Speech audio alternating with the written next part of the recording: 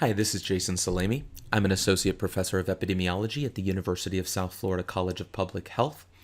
And today I just want to talk about one issue. It's an issue we've discussed in the past, but it's an issue that keeps reemerging and is causing a lot of confusion. It's an important series of metrics that are tied to decision making, especially as we're thinking about sending children back to school in person, when to do it safely. It's just something that's commonly reported and often misunderstood. And that is the two metrics that are reported by the Florida Department of Health on a daily basis. They term these two measures the percent with positive test results and the percent positivity for new cases. So hopefully in this video we can dig under the hood of what these mean, dispel some common myths about some of these measures, and offer some insights for the relative benefits and drawback of each. So I'm just right now pointing to the daily statewide report that is administered by the Florida Department of Health. Typically on page 2, you will find both of these measures, again, reported on a daily basis, and then each daily report has the previous 2 weeks' information. So at the top is what I'm going to term the case positivity rate, and on the bottom is the percent positivity for new cases. And right now, I just want you to focus on the fact that these two measures for a given day report different values, right? So on August 18th, it was 10.2% versus 7.1%. Notice that they're different on each day, usually by about 3 to 4 percentage points. And one of the measures tends to always be lower than the other measure, namely the percent positivity for new cases is lower than the case positivity rate. So we'll get into the why behind all of this.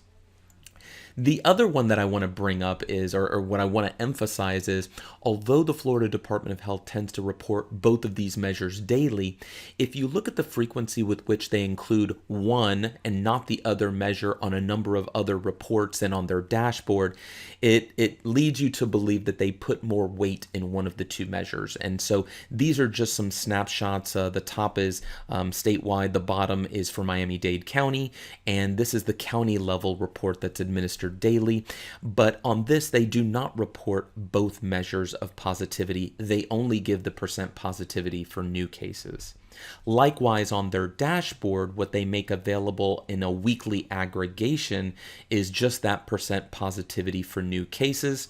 And just for those who are actually paying attention to the numbers, it's a little bit misleading here. You think this is all Florida residents tested on a given day, just looking at the labels, but I just want to point out that this is tied into these numbers here, right? So the 4,201 number of positives, 4,201, this is tied into that percent positivity for new cases, which is not all unique people tested on a given day. And again, we'll get into what the differences between all the numbers are. I'm going to give you a couple of snapshots from my dashboard. I just want to point out that I do report both of these measures over time. Specifically, I report the 7-day rolling averages for each of them. And so I just want to show you that, again, they tend to trend in the same direction, right? So if I'm interested in are we going up, are we going down, these two give you the same picture. But they differ from each other. And the degree to which they differ from each other has changed over time. It was kind of big early on, then it got very narrow in June, and more recently it's been getting wider and wider, especially from mid-July through mid-August. And then the other measures that I tend to report on my dashboard, like the county level distribution of case positivity by week, as well as the temporal trends in that weekly case positivity by county.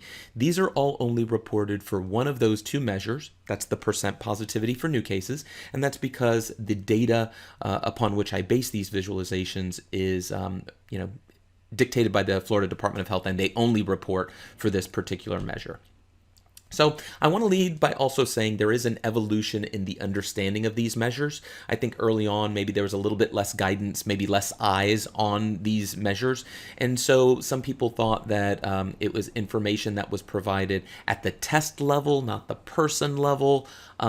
Suffice it to say that we've learned a lot by a lot of people conversing about it and trying to get a better understanding of these two. So even my understanding of these measures is very different from maybe where they were 2 or 2.5 months ago.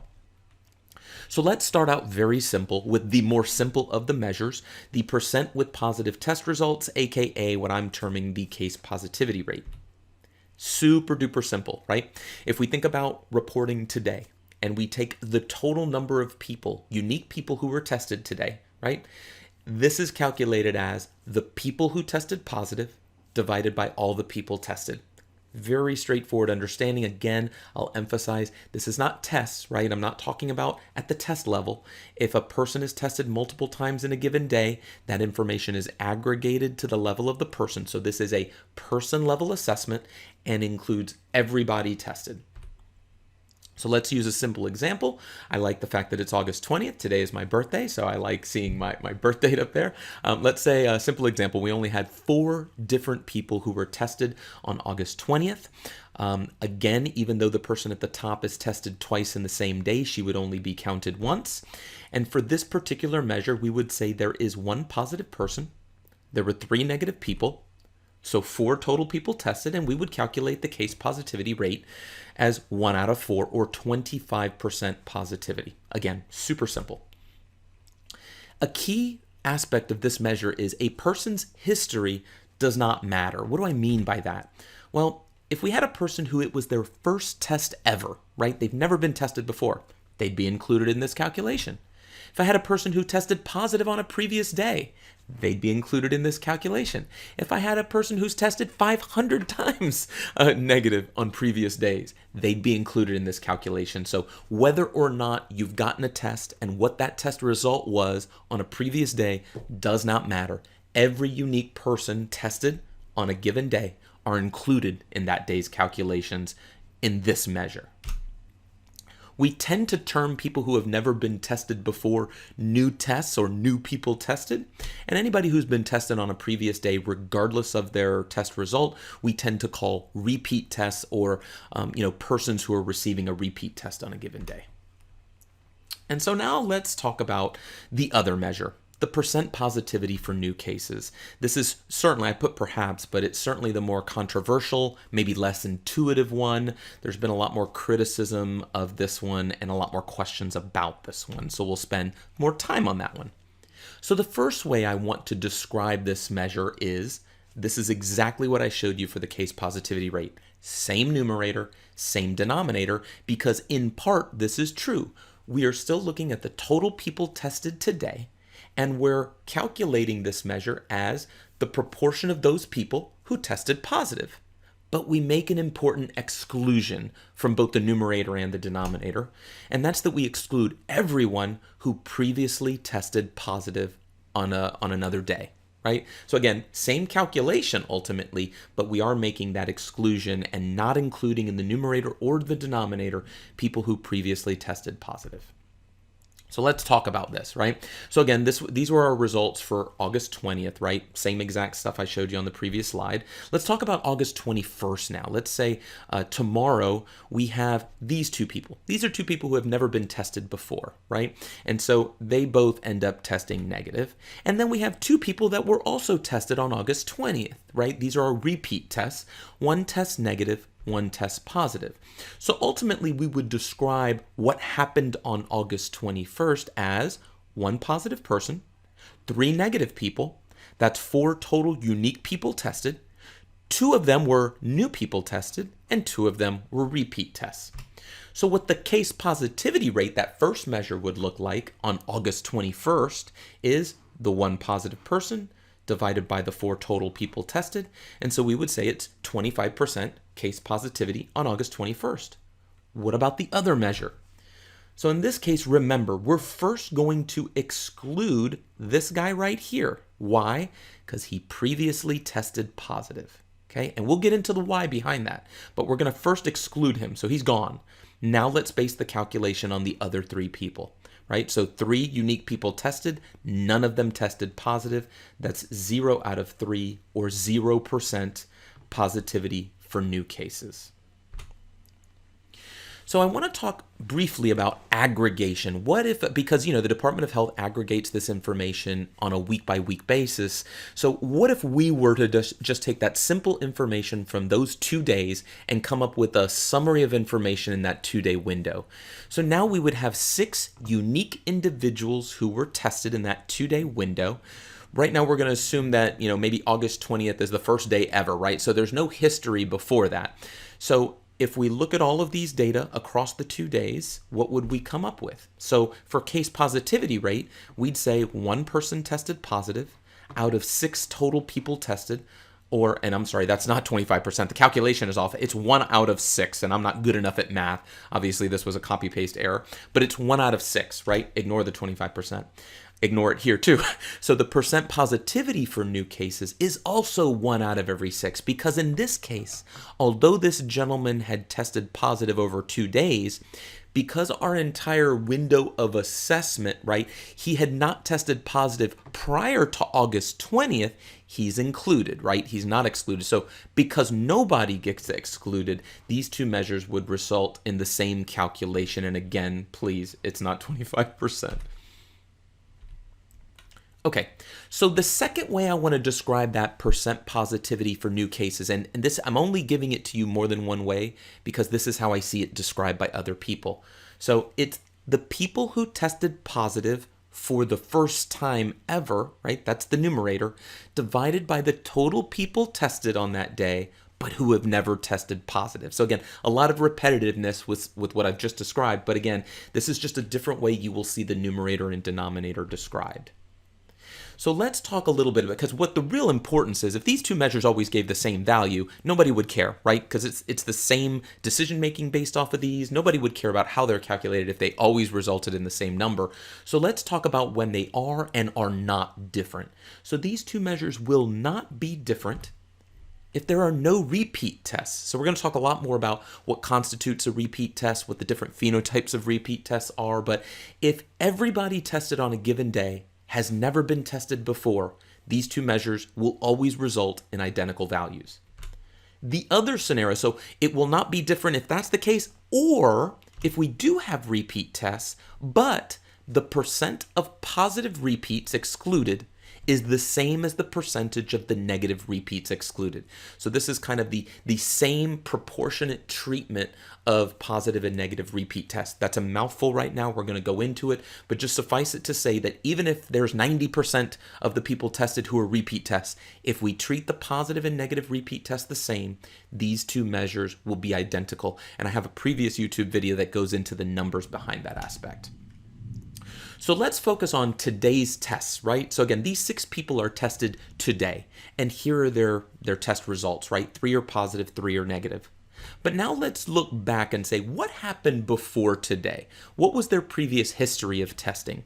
And so we're going to use that to classify what I think are the 6 different phenotypes of testing results, how we could classify people.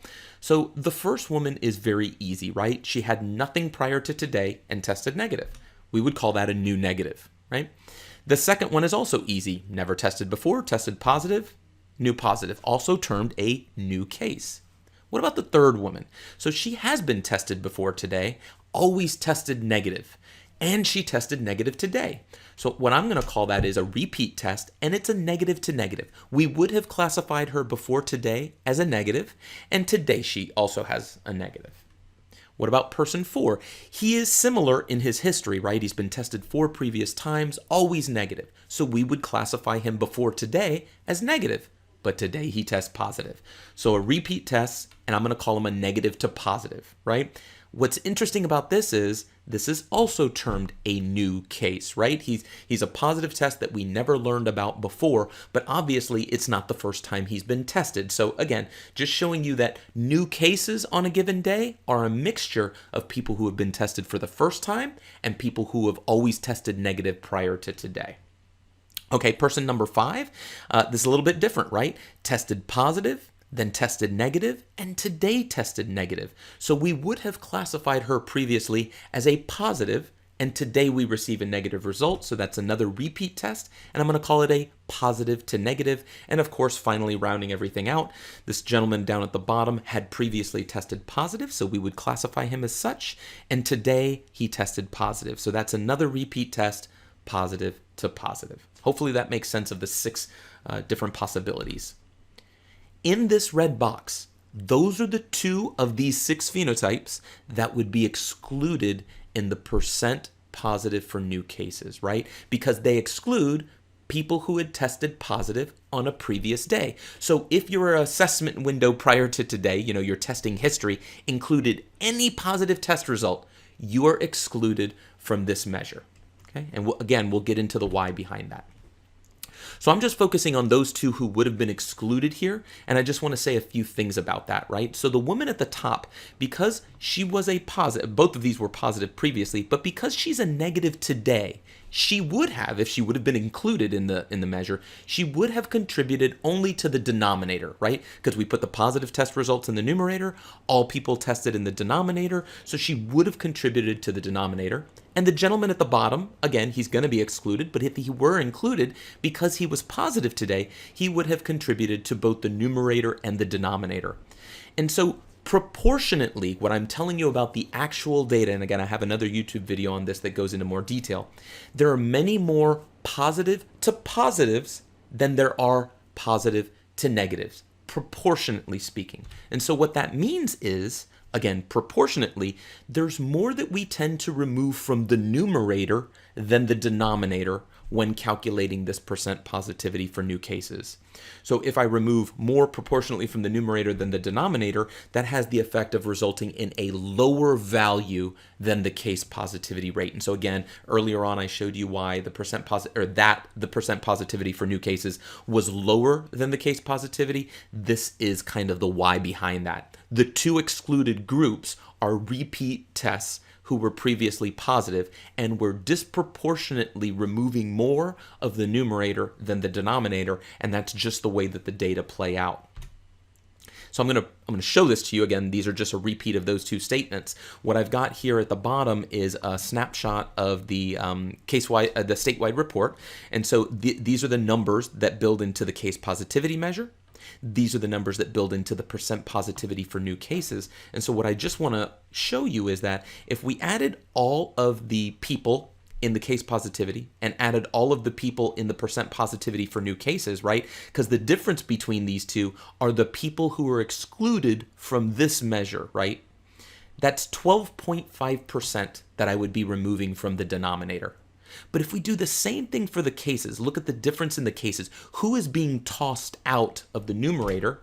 It's a much higher proportion. It's 39%. So again, that's why we're removing more from the numerator than the denominator, and so it results in a lower number. So there are a lot of critics out there of that percent positivity for new cases. Here is a summary of what I tend to see the criticisms being. There's a differential treatment of repeat positives and negatives. I just showed you that that is the case. So that's factual, right? It's an intentional choice to pick a measure with decreased positivity rate. So we're picking it only because it's lower. I find no evidence of that, and I'll get to why I feel that way in just a minute, but I don't think it's an intentional choice. I think it's another measure that has its own validity. And the other criticism is, it's a person-level assessment in the numerator, but we're dumping in a lot of repeat tests for the same person in the denominator. That is not true. The entire measure, both of these measures, are person-level in the numerator and person-level in the denominator. When we talk about the same person, it's not that multiple tests for that person are dumped into a single day's calculation. It's that the same person, if they continue to be tested over and over again, can appear in many different days' calculations, if that makes sense. But again, it has nothing to do with like differential treatment of the numerator and denominator. One is person level, the other is test level. That is not true. So the big question is, there are these 2 measures. One of them is very intuitive. The other one is not so intuitive to people and has a lot of criticisms. Is there a justification for that second measure? Maybe much to people's surprise, I actually have a resounding yes. I think there are justifications. Why? So first, I'd personally like to rename the percent positivity for new cases to a little bit more of a mouthful, but I'd like to call it the percent positivity among people at risk of becoming a case, right? Because that's, I think, the argument in favor of at least considering this measure as one of the ones under consideration in making decisions, right? So what do I mean by that? So I'm going to take a quick step back and talk about epidemiological cohort studies. One of the things that we do in an epidemiological cohort study is, let's say we recruit all people who don't have the outcome of interest, who don't have, let's say, the disease of interest, right? So if we're studying what the risk of diabetes is, for example, when we recruit everybody at the beginning of our study, we want to make sure they're diabetes free, right? And so what we'll do is we'll follow them, we'll observe them over time, and we'll see when, if, and when they get diabetes. And so this is just a listing of 12 different subjects that we might be following forward in time. And so as long as they are disease-free, diabetes-free, they are accruing what's called person time, or disease-free person time. As soon as they get the disease, right, so they get diabetes, diagnosed with diabetes, that's where the X comes into play. As soon as they get that, they stop accruing person time, right? So I think the reason I bring this up is I actually think it's very analogous to what's being done here. Why? So let's go back. So first I want to say, you can help me with this. Are you at risk of becoming a case today for the first time, right? So here are 6 people, and I'm giving you their testing history. So the first woman has never been tested before, so obviously when she comes in for her test today, she's definitely at risk of becoming a case. Same thing with the second man, right? The third woman has been tested negative 2 times before, so when she comes in today, again, she's certainly at risk of becoming a case for the first time today. And again, the same argument would be used for man number 4. But what about the last 2 people? They have already tested positive on a previous day. So they are not at risk of becoming a new case today. Right? Now, I know that there could be a lot of discussion we could go into about people who have, contracted the virus, then tested negative, and who could maybe get it a second time. That's pretty rare, and I want to, for now, take that out of the equation, right? But again, the key principle here is some people, when they're tested on a given day, are at risk of becoming a new case. Other people are not because they've tested positive before. And again, that's analogous to the accrual of person time, because it's almost like as soon as you test positive, as soon as you got diabetes, right, we stopped accruing person time. As soon as you test positive, we're no longer going to include you in the assessment of percent positivity. And so the way I described this measure to you earlier was this way, right? The percent of total people tested who test positive, excluding everyone previously testing positive. I'd like to also modify that to say we're really excluding everyone who is no longer at risk for being a new case of SARS-CoV-2, right? So which measure ultimately, right? If I'm telling you that, yeah, this second measure, it tends to be lower, it has differential treatment of repeat positives and negatives, but it is analogous to, only including in each day's assessment people who are still at risk of getting the virus for the first time, right? Which again, it has analogous ties to what we do in cohort studies. So which measure do I trust? So in order to look at this, I'm just going to look at the relative benefits and drawbacks based on what I've seen people comment on and just my own opinion. So the case positivity rate, the first measure, the more intuitive one, it's more comparable to other states, right? There is a lot of variability in how states assess positivity. Some of them do it at the person level, some the test level, some of them do it exactly like this case positive. So there's a lot of heterogeneity, but way more states are going to do it like this than like the other measure. So it's much more comparable to other states if we want to see where we stand. It is more reflective of the testing status of all people tested today, right? It makes no exclusions. It doesn't care about your history. If 100,000 people were tested today, I want to make the determination of positivity on those 100,000 people. So it is more reflective of the testing status of all unique people tested on a given day, and it does have equal treatment of repeat negatives and positives. Whether I have 1% repeat tests on a given day, Or I have 99% tests. And regardless of how many are repeat positives or negatives, it does not affect the case positivity because the case positivity doesn't care about your history. It just cares about what happened today. And it's not impacted at all by repeats, which again is a nice benefit, as especially in Florida, because we're starting to see, I think yesterday, it was 60% of all people tested had been tested on a previous day. So 60% of all people were what we would term repeat tests. What about this other measure, the percent positive among those still at risk of becoming a new case?